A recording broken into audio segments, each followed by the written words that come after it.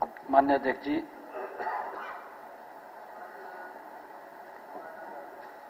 चुनाव सुधारों को लेकर के हमारे राम कुमार कश्यप जी एक प्रस्ताव लेकर के आए। कांग्रेस पार्टी ने जिस प्रकार का भ्रम पूरे देश प्रदेश के अंदर, हरियाणा प्रदेश के 2,80,00,000 लोगों के मन में, मतदाताओं के मन में कांग्रेस पार्टी ने जो उनके विश्वास के ऊपर कुठाराघात किया, हमारे राम कुमार जी कश्यप के मन में बड़ी पीड़ा उसको लेकर के हुई कि कांग्रेस झूठ फैला रही है।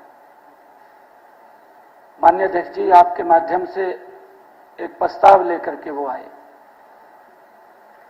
हमारे गरीब परिवार का माननीय सदस्य है, पिछड़े समाज से आता है। माननीय अध्यक्ष जी, सबसे पहले तो मुझे यह आपत्ति है कि जब एक गरीब परिवार, पिछड़े समाज का व्यक्ति चुनाव सुधारों को लेकर के और संविधान की प्रक्रिया के अनुसार प्रस्ताव लेकर के आता है, तो उसको सुनने को भी राजी नहीं है, उसकी बात भी सुनने के लिए राजी नहीं है। किस प्रकार से विपक्ष ने जब तक हाउस में रहे हमारे किसी भी जो वक्ता बोले हैं, किसी को बोलने, उनकी आवाज को नहीं सुनने दिया और फिर वॉकआउट करके चले गए। माननीय अध्यक्ष जी, मुझे दूसरी आपत्ति यह है, क्योंकि जब मैं उठ करके गया, हमारे विपक्ष के लोग संविधान की बुक उठा करके दिखा रहे थे, इसमें यह है, इसमें यह है, तो मैं जाकर के, माननीय अध्यक्ष जी, ये पवित्र भारत का संविधान है और इसके आर्टिकल 228, 328 में इस महान सदन को कानून बनाने का अधिकार है। हम तो इसके ऊपर माननीय अध्यक्ष जी चर्चा कर रहे थे, क्योंकि हमारे विपक्ष के सदस्यों के जिस प्रकार का भ्रम पूरे देश में, पूरे प्रदेश में फैलाया गया कि वोट चोरी हुआ है, और उसको लेकर के हमारे राम कुमार जी कश्यप ये प्रस्ताव लेकर के आए ताकि इसके ऊपर दूध का दूध और पानी का पानी हो, चर्चा होनी चाहिए, प्रदेश को भी पता लगना चाहिए। और वो चर्चा में हिस्सा नहीं ले पाए, कैसे लेंगे माननीय अध्यक्ष जी चर्चा में हिस्सा? झूठ के पैर नहीं होते। माननीय अध्यक्ष जी, कितना बड़ा झूठ फैलाया गया, हमारे जो मतदाता हैं उनके विश्वास के ऊपर क्वेश्चन मार्क कांग्रेस पार्टी ने लगाया है। हमारे संवैधानिक जो पीठ है चुनाव आयोग, वो अपने आप में स्वतंत्र एक बॉडी है माननीय अध्यक्ष जी, उसके ऊपर उंगली उठाई गई। हमारे कई सदस्यों ने कहा कि इसी हाउस के अंदर उन्होंने धमकी भरे शब्द भी कहे हैं, दुर्भाग्यपूर्ण है। और माननीय अध्यक्ष जी, मैं आपको बताना चाहूंगा कि 3 इस हाउस के अंदर प्रस्ताव आए। एक पहला प्रस्ताव आया माननीय अध्यक्ष जी, वंदे मातरम को 150 वर्ष पूरे हुए हैं, उसके ऊपर चर्चा करने के लिए तैयार नहीं है। आपके सामने माननीय अध्यक्ष जी, पूरे प्रदेश ने देखा है, हमने कहा भी है माननीय अध्यक्ष जी कि ये वंदे मातरम ये कोई छोटा विषय नहीं है।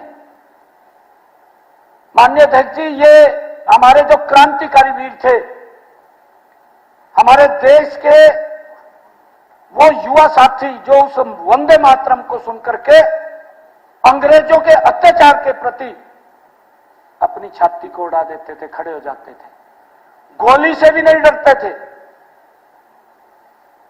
जिन देश के करोड़ों लोगों को इससे प्रेरणा मिलती थी, ये उसके ऊपर चर्चा करने के लिए तैयार नहीं, उससे भी भाग गए।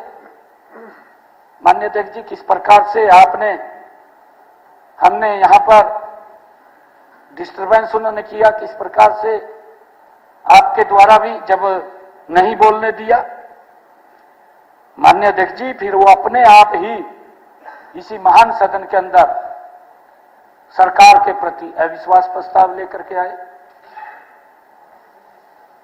माननीय अध्यक्ष जी, अविश्वास प्रस्ताव के अंदर उन्होंने आज की पूरी हरियाणा का सिनेरियो जो उनके पास लिखा गया, जो उन्होंने सोचा, हर बात को उस प्रस्ताव के अंदर लिख करके लेकर के आए।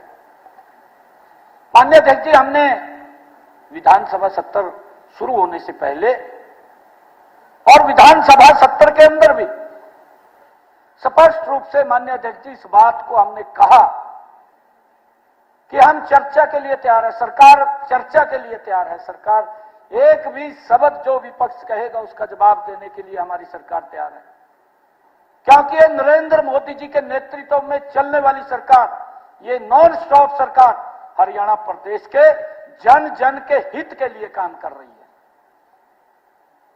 माननीय अध्यक्ष जी, उसके ऊपर भी प्रस्ताव तो वही लेकर के आए थे, परंतु भाज गए, चर्चा नहीं कर पाए। अपनी बात तो उन्होंने कही, हमारी बात नहीं सुन पाए, हमारी बात सुनने के लिए वॉकआउट कर गए।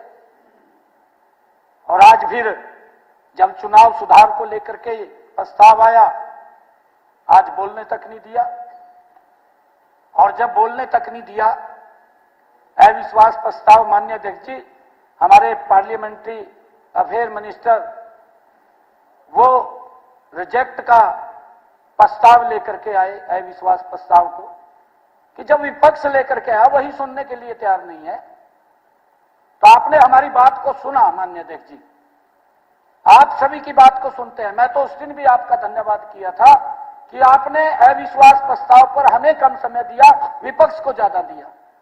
मैंने इसी हाउस के ऊपर कहा था खड़े होकर के, माननीय अध्यक्ष जी उसको रिजेक्ट किया। आज हमारे पार्लियामेंट्री अफेयर मिनिस्टर जब इस महत्वपूर्ण विषय के ऊपर, जिसको लगातार विपक्ष उठा रहा है, देश को गुमराह कर रहा है, और माननीय अध्यक्ष जी राहुल गांधी ने तो हरियाणा को टारगेट किया। हमारे पास बहुत सारे विषय थे, एक विषय था इनके समय के अंदर, कांग्रेस के समय में कैसे कैसे वोट चोरी होती थी। आज भी मुकदमे चल रहे हैं माननीय अध्यक्ष जी, आज भी उस समय का सिनेरियो अगर याद करते हैं, हमारे एक विपक्ष के साथी बैठे हैं, वो भी इस बात की चर्चा कर रहे थे कि किस प्रकार से बंडल से उठा करके दूसरे बंडल पे रख दिया जाता था, जता दिया जाता था इनके समय के अंदर, यही वोट इनके समय के अंदर चोरी होती थी। कैसे बात करें अब ये? माननीय अध्यक्ष जी, आज इस महान सदन के माध्यम से मैं प्रदेश की जनता से आग्रह करूंगा कि आप सच और झूठ को पहचान करके आप निर्णय करिए। कांग्रेस ने लंबे समय तक जिस प्रकार से झूठ फैलाया,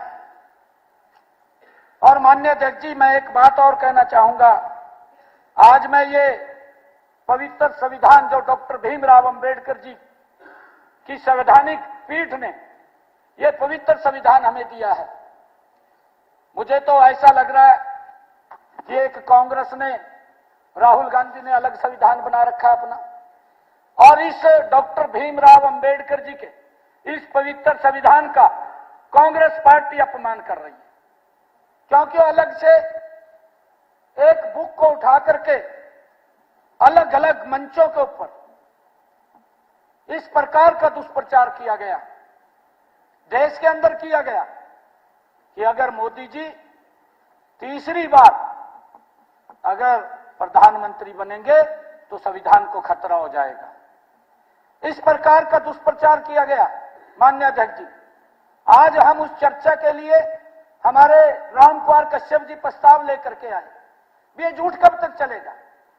ये लंबा नहीं चलेगा झूठ। माननीय अध्यक्ष जी,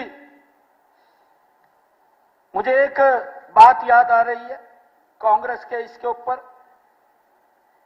कि संविधान पर झूठी उंगली उठाकर क्या पाओगे।